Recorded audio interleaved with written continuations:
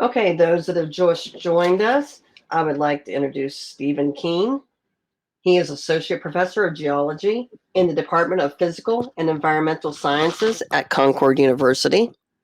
He's the director of the CU Electron Microprobe Laboratory since 2010. And his professional services includes regional coordinator for the West Virginia Science Bowl for RESA 1 and 4 areas, National Science Foundation EarthCube Program Leadership Council and Science and Engagement Team, and co-leader of an NSF-funded International Volcanic Ash Best Practices and Data Archival Working Group. Take it away. Okay, let's see. So, and please ask questions if you're not sure how to do this. Let's see. Okay, choose what to share. Okay. Oh, I have to open system preferences. Okay. I got to turn. Wait a second. It needs permissions. Go. And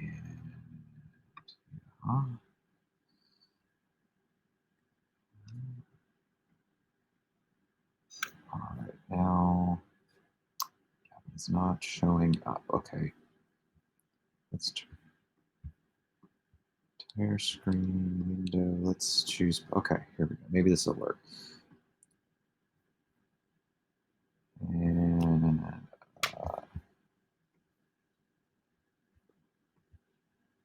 did that do anything? No, I'm still seeing you. Okay. All right, let's try that again. Are you working on multi-monitors? No. Okay. But there are a zillion windows open. Okay, let's see. So,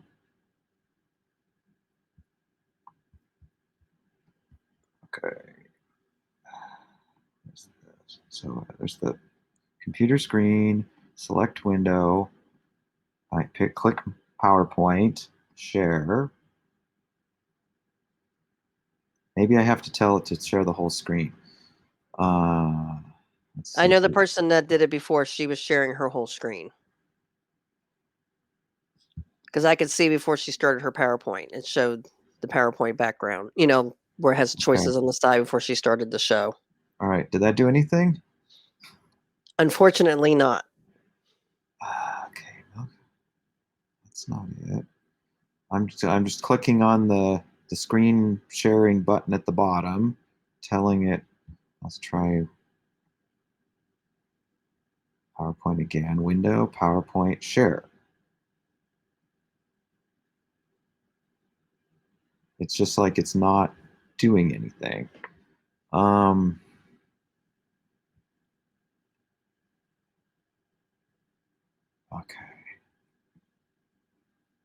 Entire screen.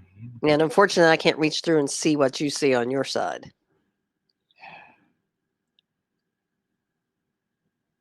Yeah. I mean, there's the buttons at the bottom, like the video camera one, the microphone one, and the screen share one, which has a red X, a red line through it. And then if I click on it and try to turn it on, I can choose entire screen or go to window, choose a specific window. This says Chrome tab as option, but I don't have this open in Chrome. And then I click the share button at the bottom, and then nothing happens other than the share window just disappears.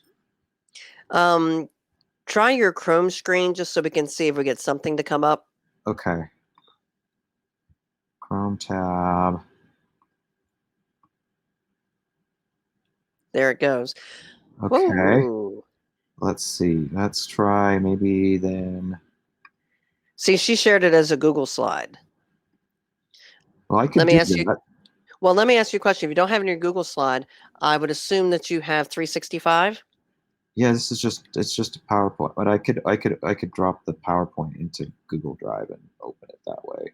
Okay, that might be the better option. I just don't know why it's not letting me pick up PowerPoint. Okay, let's get Drive.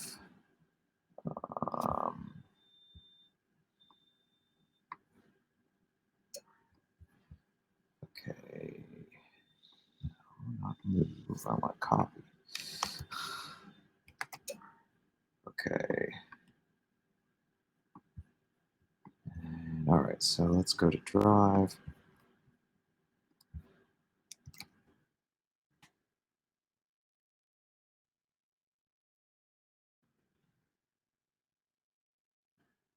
Now, which account is it on? Because it has to be the right one. Okay, hold on.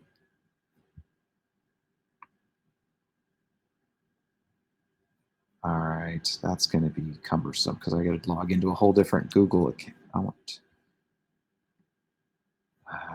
right.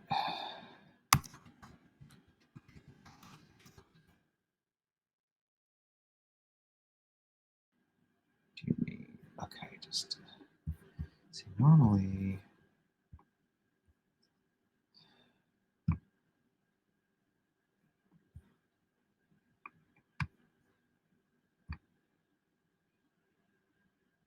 Okay, well, I have Drive in.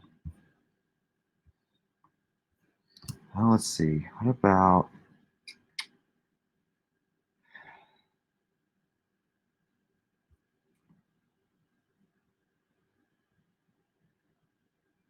Where's the link for this? Okay.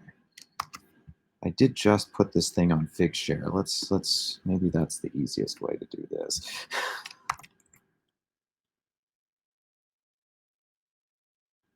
Okay.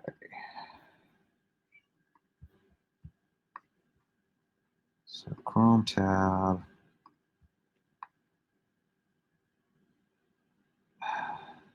Not that one. Okay. That's not. Let's try. Make sure. Chrome tab. There's the. Okay, I think that's the Figshare one. It's not showing the tabs in the sharing window the same order. They're actually open in the browser.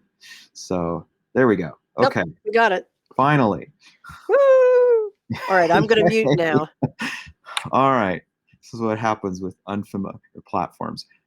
I'm much more accustomed to Zoom, and I'm usually the one who created the whole thing, and so I think, let's see, can I go to? All right, that's nice. Now we have it here. Fit. Okay. That's making it kind of small. Do a full-size screen on their side. Yeah, let's see. What is full screen? There Does you that go. work? Yes. Okay. All right, there we go. Can you still switch screens while you're at it? Oh, you mean slides? Yeah. Okay. Yeah, Just wanted to make sure. It's just scroll like I'm in a Word document or something. Okay. All right, there we go. Finally. So thanks for tuning in. Okay, let's see. Now if I go, I'm just switching back. All right. I just want to make sure if I switch back to the top and tab, I can. I'm going to put into the chat the Figshare link if anybody wants to open the slides up on their own end, or access them later sometime. All right, so we've been doing this analytical instrumentation thing here at Concord for quite a long time. Some of the development happened before I got here in 2010. And I came to Concord specifically because of the laboratory shown on the background of the slide. There's a little bit of a story there. When I interviewed in the spring of 2010, and I was on a little building tour, and they took me into this lab room, and of course nothing had been put together yet. And so there was boxes and cables and things strewn all over the place, and I kind of looked at this and because it just looked like chaos. And my first thought was, what might I be getting myself into? So it seemed a little bit scary. And it's like, is this really actually going to work out? And it turned out it has. It has actually turned out really well, and I've had a really great opportunity, special experience being able to do this, because normally this sort of equipment you find at big research institutions, so Virginia Tech, the Smithsonian, Oak Ridge National Labs, places like that. West Virginia did not have an instrument of this kind until Concord in 2010. So this is some people may be familiar with this, and tends to happen sometimes in the schools. You know, the hand-me-down or the borrowing and whatnot. Somebody might have something that they're not using anymore, but might be repurposed and whatnot. And there's kind of a story like that here as well. So I have a short talk outline here. I'm going to just talk a little bit about how this got started, and a little bit of various kinds of background about the laboratory and what we can do, and some of the things that have happened because of this. And then towards the end, I'd love to have a little bit of time for discussion and feedback, because we've been really thinking, actually since the beginning, the idea of being able to have people utilize the instrument in the laboratory remotely. And we do get visitors, but that's not always practical for everything. And certainly, you know, putting a third grade classroom into a bus and shipping them halfway across the state is not really the most practical thing. So remote access has always been kind of a dream for this, to take it more broadly. And now we're, I think, at a point in time where maybe that's much more viable than it once was. And then if there's time and interest, I do have the lab here right behind me. Instrument is up and running, and so I could do a live demonstration if there's interest. So this is what things looked like after we were up and running, fall of 2010. This is a specialized kind of electron microscope, or scanning electron microscope. So it does all the normal kinds of imaging things that an electron microscope would do. But this is an electron microprobe, slightly different, which is a more specialized instrument. And the main thing is that this it has a series of X-ray detectors attached to it, because when you expose a material to a high voltage electron beam, not only can you take pictures, but the sample emits X-rays when it's being targeted. And if we can record those X-rays, the X-rays can be used to tell us about what the makeup of the material is. And so that's really the purpose of an electron microprobe, is to do that kind of thing in a quantitative way. And there was the main part of the instrument where the samples go is on the right-hand side. It says electron column spectrometer sample chamber. And so that's where most of the business happens. And then there are a number of supporting and controlling portions of the instrument to drive the imaging, process signals, various things like that. So that's where we started out. And in order to get a lab like this up and running, there's always going to be a bunch of other supporting kinds of things. And so, well, if we're going to put samples in, we have to get the samples ready. So there's another lab space that was set up to do sample preparation. Sometimes we'll need to take pictures of things before they go in. We actually use photographs quite often for navigation.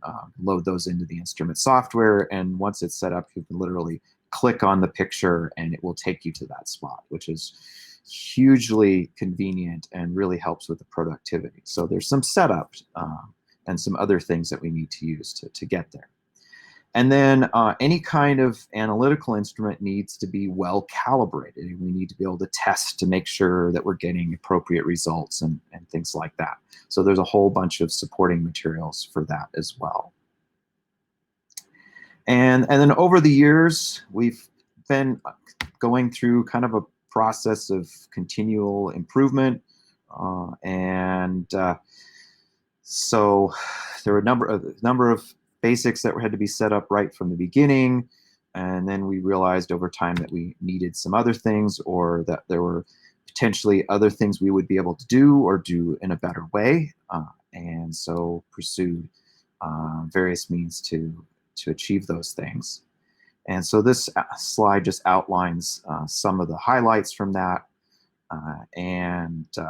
Today we're running modern software, a lot of modern hardware, attached to what was originally a the brochure. I have a copy of the original full-color sales brochure from 1978, which was when this particular type of instrument went into production. But it's been upgraded, as you can see, and it's driven by the latest update of Windows 10. So it's all largely modernized. And we've increased our capabilities, as you can see, several times over the years. And this is just a second slide, some of the more recent things. And there's more on the to-do list. There's some things we're working on right now and trying to plan out to open up some new possibilities. And this has been largely funded by small grants, mostly $10,000, $20,000 small grants. And of course, there's a university commitment, and then we do have some paying outside users. And we've been able to put that back into making the lab better for everybody. So this is what it looks like now. I actually snapped this photograph this afternoon, a couple hours ago. So it looks a little bit different than back in 2010. As I mentioned, we have a number of new or improved capabilities since then. So what can we do? Well, it's an electron microscope, so we can take pictures of things at high magnification. And we can use that X-ray capability to figure out what things are made out of. And so there's and two very basic kinds of questions then. It's like, well, what does it look like and what is it made of? And those can be amenable to all sorts of educational or research topics. And we can look at most of the periodic table, except for the lightest elements. And we can do quantitative work. This is what a number of the clients are interested in, where we can figure out the exact chemical makeup of the material. It's pretty good precision and reproducibility. And when people need it, we can even do this for trace levels of things. And all of this is on tiny little specks. So sometimes we're literally looking at like a speck of dust or something inside of a speck of dust. So samples go in usually in some kind of metal holder. Most often it's either a 1-inch round with some things stuck to it or mounted inside of it and then polished, or maybe a glass slide. And so those are the most common things. And we can accommodate a wide range of materials in this way. And this is one of the downsides of moving off of PowerPoint. that second picture was in the middle was supposed to show up later. Anyhow, so we can take pictures. This shows in the background, partially covered over, some specks of volcanic ash. Again, I'm literally looking at like specks of dust and seeing what kinds of crystals might be in there. But we can also put in biological materials. So I threw in an example from a feather. And for the X-ray side of things, one of the most common things is we'll use a detector that was installed in 2012 that gives us a whole X-ray spectrum pretty much instantly. And so this is really convenient for the first stage of, well, what is it? What's in there? And we pretty much put the electron beam onto the material, and instantly you have a spectrum like this that shows the various elements that are present. And we can also get estimates of general abundance. So like on here, there's Mn for manganese, Cr for chrome. There's little tiny bumps there. There's not very much of that. Iron, which is labeled in F as Fe, there's a lot more. So we can see what are the major things that are in there and what things are in there maybe in just tiny little amounts. And then we can do quantitative analyses. This usually combines all of the X-ray detectors on the system both the one that does the spectrum, that was used for silicon and aluminum on this particular analysis, and then the other kinds of X-ray detectors, which are better for lower concentration things. And so this is a whole suite of 20 elements, 6 minutes per analysis on a tiny little spot that's several times narrower than the hair on your head. So true micro scale analytical work. And sometimes we put these things together. We can scan the electron beam to capture an image, but what if we're collecting both the electron imaging and the X-ray signal at the same time? Then we can make a combination of things.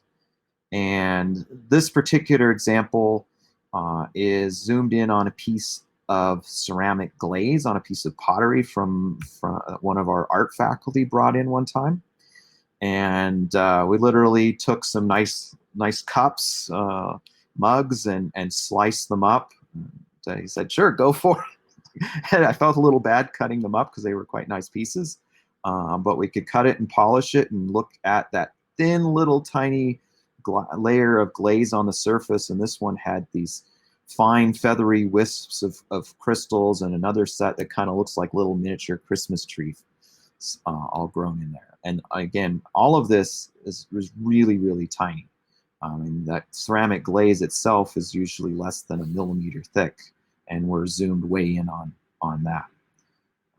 It's another one. This is from a rock from a student research project with several different minerals on here and different colors. And so silicon is highlighting like the stuff, the sort of deep blue is probably quartz. And there's was a crack that filled up with iron oxide, so it's showing up in orange because of the iron content is colored in as red, and then it cracked again. And so there's the original crystals, and then this other history of it cracking open and minerals being brought in, filling up the crack, and then later things happened. There are a huge range of potential applications across many different fields of study. And there are art applications, engineering, energy, of course, geological applications, just why many of these sorts of instruments are hosted in geology programs, but there are industrial applications of either electron microscopy in general or electron microprobes specifically across a wide range of areas. And of course, there's always a teaching, education, career development leading up to these kinds of things. So what has come out of this what have we been able to use this for? So of course it's in our curriculum and in multiple disciplines, mostly chemistry, physics, and geology. And there are potentially applications in other areas. I mentioned art. And so we use it in classes. Sometimes it's more of a demonstration. Sometimes it's part of the coursework. So for example, an introductory Geology Lab might use it for studying minerals and rocks. And we're trying to, you could do the traditional, little acid test or scratch tests or whatnot for identifying minerals, but then we can also put little chips of the same things into the instrument and get chemical information too. And now it just becomes another tool, like many others. For chemistry, intro chemistry, it turns out the pattern of that X-ray spectrum is related to the electron energy structure of atoms. And so we can essentially probe how the electrons in the core shells of atoms work in chemistry. And so they use it for that. And for courses all the way up through to senior year capstone type things. And then a lot of students also will do research experiences. Sometimes they're course-based research experiences. Sometimes they're more independent sometimes even summer research studies. And that gives us the ability to offer our students a lot of hands-on experience, collecting their own data, trying to answer their own questions, and then they often go on and do some kind of presentation. And we've had a number of students who've done this kind of thing end up having that be one of the special experiences that helped them get a job. We have, for example, I have a student who formerly worked in the lab with me doing research, who works for the National Institute of Standards and Technology over in Maryland. And the experience on being able to do this made a huge difference in being able to get that job. Of course, faculty do research also. It's potentially useful for recruitment because, again, we have some capabilities that don't normally exist at undergraduate focused institutions. It's the only place in the state with this kind of instrumentation. So we've had people like Virginia, WVU has come down and used it. Grants and contracts, and sometimes people will send us their samples to be analyzed. And so we end up with a variety of clients. Of course, if we're enhancing research capabilities and teaching capabilities, there may be collaborative networks that build up around that. There's community outreach, so we sometimes will have visitors from the community here. Had the Cub Scouts from Athens a couple times. We've had the lab available during various open houses. Science bowls here. Sometimes people want to come in and see what's going on. And then the K through 12 education side, this is something that we're really hoping to be able to expand on. And one of the reasons for doing this presentation. So a few pictures. This is a geology lab looking at some igneous rocks, and the little colored image is showing the minerals in the rock sample that they were studying. And so this gives us more information than we could get just by looking at hand samples. And it's pretty easy to do. A couple of research students. They were in here working on various things. And of course, it supports projects that have other components. So students might be doing field work on various topics and bring back samples and then want to work on those. A lot of the work relates to volcanic activity and volcanic eruptions, answering questions like, where did that ash come from? And another big area that we do work in is earthquake related and near surface earthquakes. In this case, there's some white streaks in this picture, which are volcanic ash layers, which got shifted during the faulting of earthquakes, and we can use the ash layers, identifying them on the microprobe to try to figure out, well, when did these earthquakes happen? Or we could look at deep underground, what happens deep underground, so maybe a couple miles below the surface where the rocks behave differently, and we might get the two sides of the fault rubbing against each other, and the friction causes melting, and then there'll be these veins of melted rock that show up. And this is one that was prepped on a piece of glass, and then it was ready to go into the instrument. And again, we work with a lot of other institutions. Some examples here.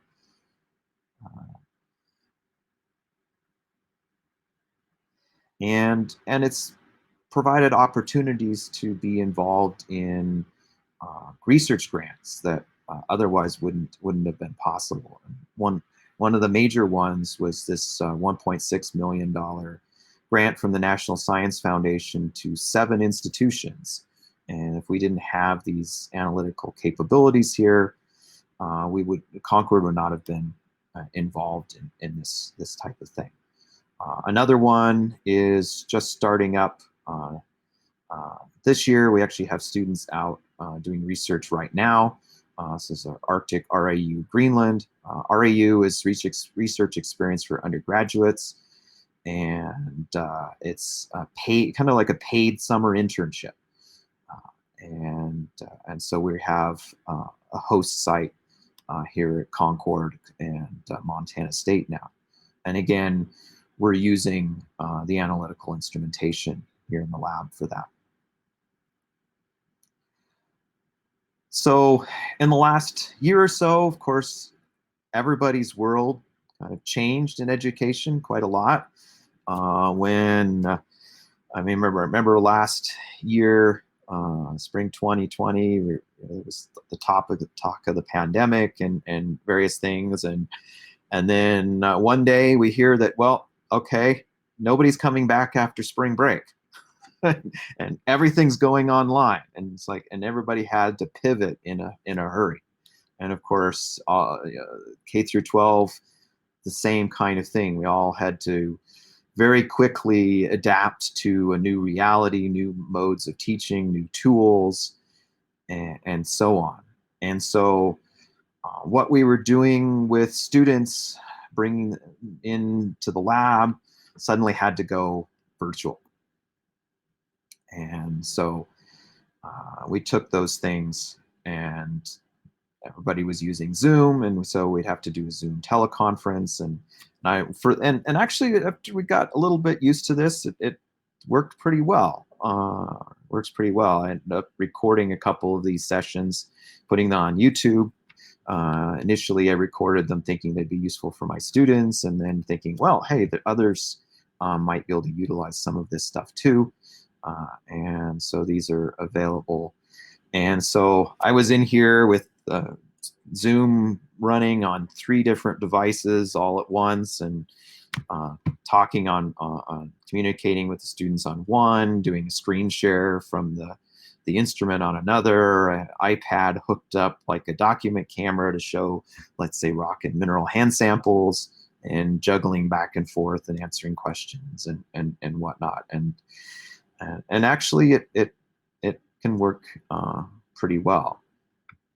And so this is something that now a lot more people are accustomed to than we were before. And there's still, of course, challenges. Not everybody has the best internet capability or computer technology or whatnot to be able to participate. But we've come quite a long way in just over a year. And so taking advantage of that fact that many more people are more comfortable with these kinds of remote learning tools and video conferencing tools, I think it's a great time to look at, maybe we can make these kinds of specialized scientific tools available to a broader audience. So we've been thinking about this for a long time, and but a lot has happened since 2010, and a lot has happened in the last year. And I think there's a lot of potential to do live interactive sessions.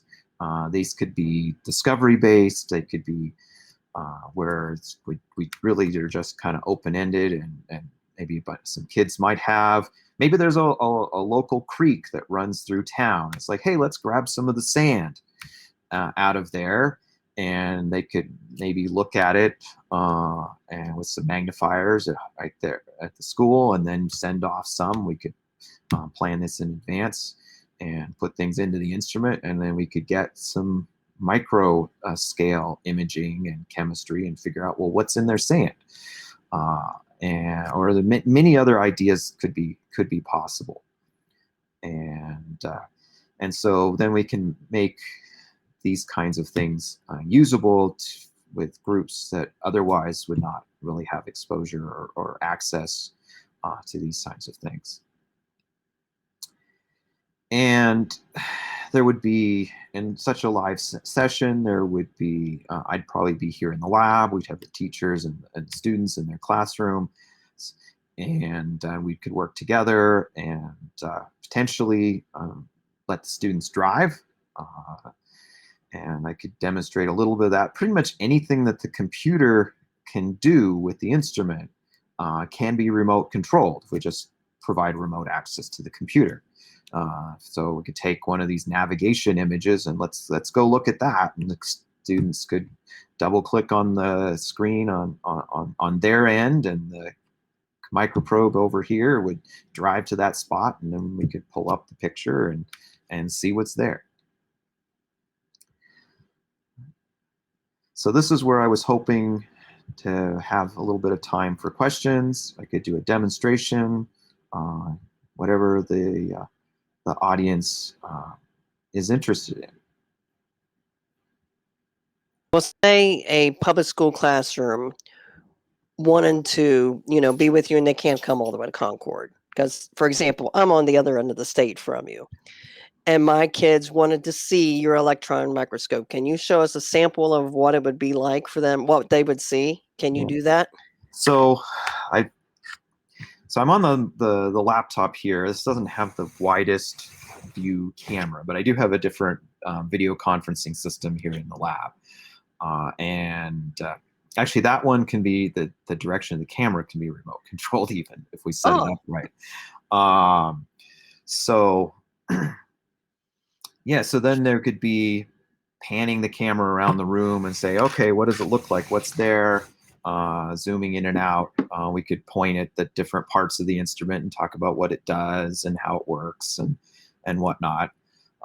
And you could maybe see the computer screen on the instrument there in the background.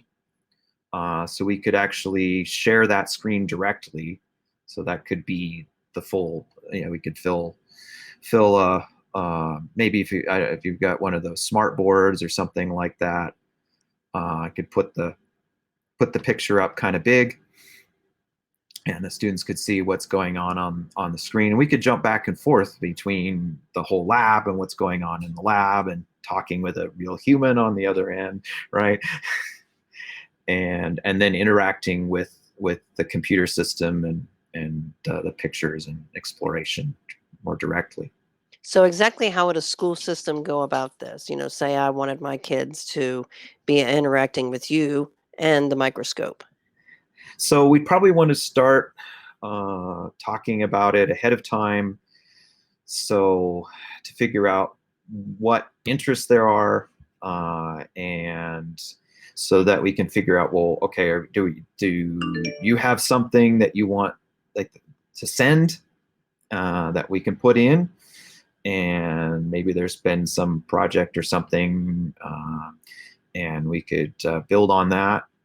And so that would take a little bit of advanced coordination, of course, because we've got to ship the materials and pick a date and all of that. Or maybe there's something that we have here that would be interesting. I've got piles of volcanic ash and minerals and feathers and butterfly wings, and could put a penny in there and say, oh gosh, the L on the penny is too big because this thing's made for looking at small stuff. Oh wait, there's a dust speck on the L in the penny. Okay, that I can see, great. So we can do all kinds of things. There's an analogy I like to use for like how the X-ray detectors work, at least the higher precision ones. Think of it sort of like, everybody's probably seen the picture of, you have a glass prism and white light comes in, you get all the different colors come out, and you can imagine, well, what if you stick a sensor out where the light comes out the prism all separated? You can move your sensor and stick it where the red comes out and see how much red light there is, and then you can move the sensor maybe to where the green light comes out and see how much green light there is. We're essentially doing something kind of like that with X-rays. So we can try to make sure that the level of the explanation can be relatable and at an appropriate level. And so we can dive into technical details or not as appropriate.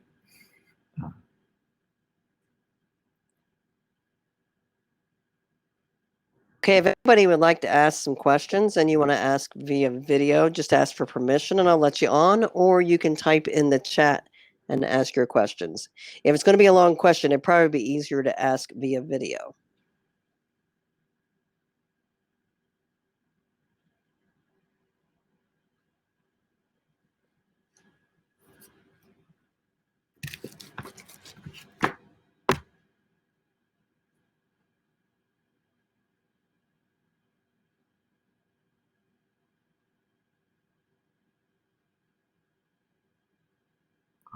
Well, maybe I could do a little bit of a demo here. Let me see if I can pull the laptop closer.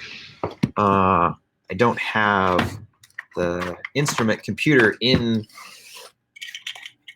the conference system. Let's see. Get this keyboard out of the way. All right. Improvising. Okay. We're good at it. Yeah, we do this all the time. It's like, oh, let's see, what can I make work? So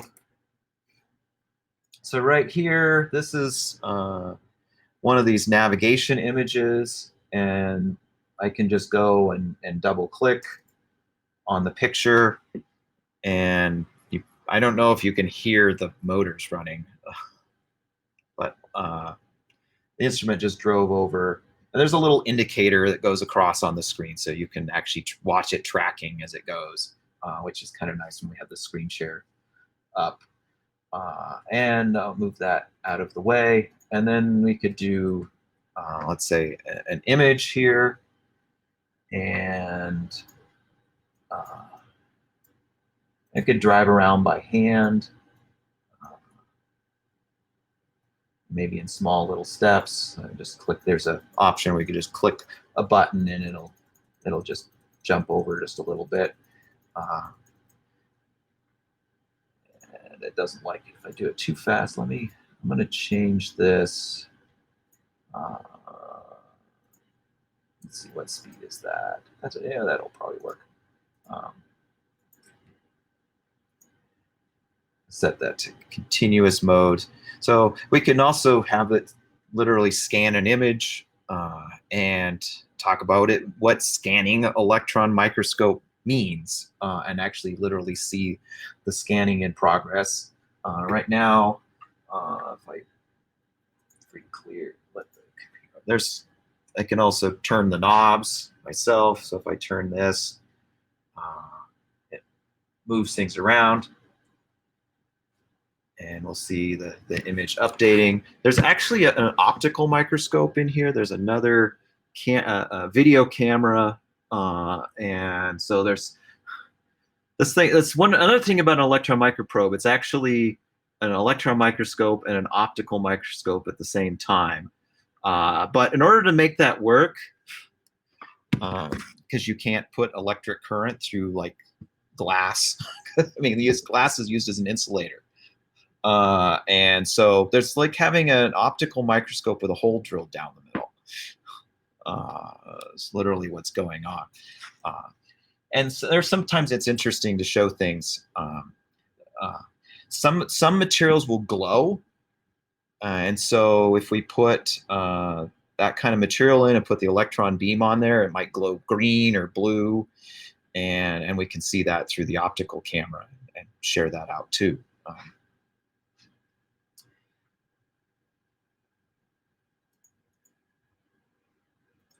And could also do that X-ray imaging like I was showing before.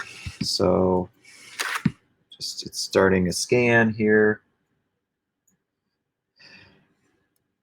I'm at the limit of the cord on this laptop. Again, we could see the progress. And in this case, it's color coding different elements. And so we could use that. And we could explore, say, well, okay, well, what are these chunks? Hey, I could turn on silicon. It's like, oh, okay, that's where all the silicon is. Or I could turn on magnesium. It's just showing in pink, but we could make it another color. And it's like, oh, okay, there's a few little pink spots. There's green in the background because these little tiny specks of volcanic ash are glued with an epoxy, which is full of carbon.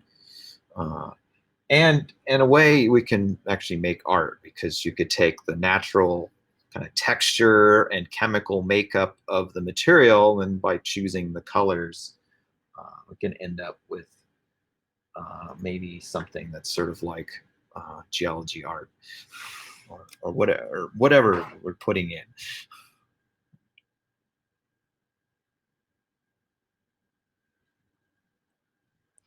You might want to put your email address in so that we have it. because Good. that'll show up here, and people can, if they need to contact you. I mean, they can also go through Concord University and find you Yeah. there. It's in the chat. Thank you. Okay. Yeah, how is the recording going to be accessible? I'm not sure yet. And hop-ins that I've used in the past, you can just go in. The live part of this will be over, but you can go in and the sessions will be there, and you just click on them and it shows the video. So I would assume that this one is the same way. Okay, so then they'll probably be able to get a link at some point and then provide that to people if they like. Yes. Now I was going to say it is 3:47 if you want to go ahead and wrap up. Yeah. That's pretty much all I had. And thanks for participating. And again, we're really interested in being able to take this out further afield using all of these virtual technologies that we've learned in the last year or so.